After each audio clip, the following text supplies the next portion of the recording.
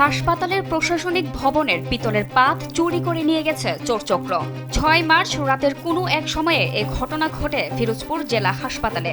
এ বিষয়ে থানায় অভিযোগ করেছে বলে জানান ফিরোজপুর জেলা সিভিল সার্জন মোহাম্মদ মতিউর রহমান।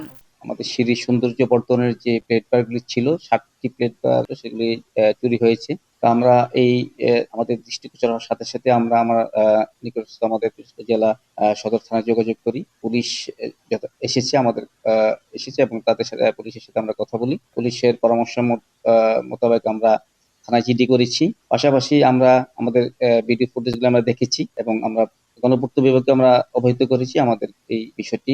উদ্বেগের বিষয়, জেলা হাসপাতালে এর আগেও গ্রিল কেটে নগদ টাকা ও একটি ক্যামেরা চুরির ঘটনা ঘটেছিল। এ নিয়ে দ্বিতীয়বারের মতো জেলা হাসপাতালে চুরির ঘটনা ঘটেছে।